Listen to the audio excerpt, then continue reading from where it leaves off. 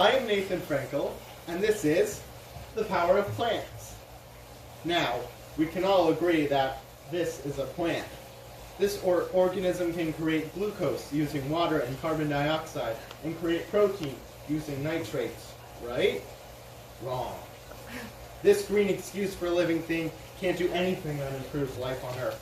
It couldn't dream of doing photosynthesis or participating in the nitrogen cycle. Not without its roots. These things collect water, or H2O, an essential ingredient to make glucose for photosynthesis. They also collect nitrates, crucial for the creation of protein in the nitrogen cycle. They support the plant by giving it the ingredients for glucose, which cells break down for their energy, and protein, the thing that makes up all life that we see. Not to mention, the plant would just fall over without them. Now what's really amazing is, this plant is made up of what used to be gas. Wait, humans eat plants? Or they eat other animals that eat plants? We're all made of gas. This insane fact is possible thanks to fixation. Fixation is when, you guessed it, a gas is turned into a solid. Two different types of fixation occur in a plant. There is nitrogen fixation, where atmospheric nitrogen is turned into protein, and carbon fixation, where carbon dioxide is turned into glucose.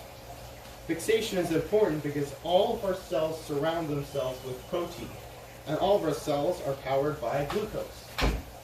Plants create yet another thing essential to all life, oxygen. What makes oxygen so important is that all cells need it to break down glucose for energy. Oxygen is created by plants, in fact, because it is a byproduct of photosynthesis.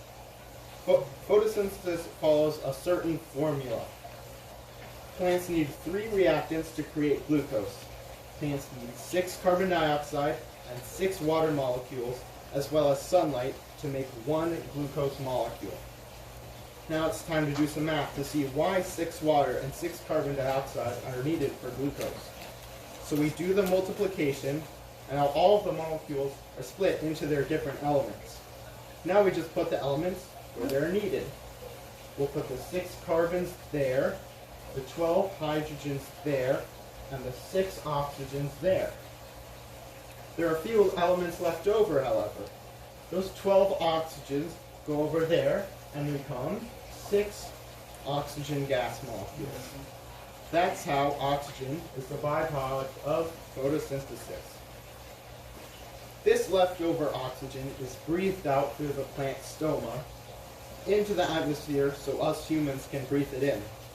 However, there is something that is both an essential part of and potentially detrimental to the creation of glucose. The one thing staring us in the face this whole time, sunlight. Sunlight can raise the temperature of the earth with its powerful rays. When it's hotter inside a plant, its water turns to gas and leaves the plant through the stoma? The stoma was in on it all along. When this happens, it's called transpiration. When a plant has less water, it has less ingredients to make glucose. In conclusion, photosynthesis produces carbohydrates that are the fuel for all cells, while the nitrogen cycle generates protein, which surrounds cells and acts as the building block for all plant and animal life. The end.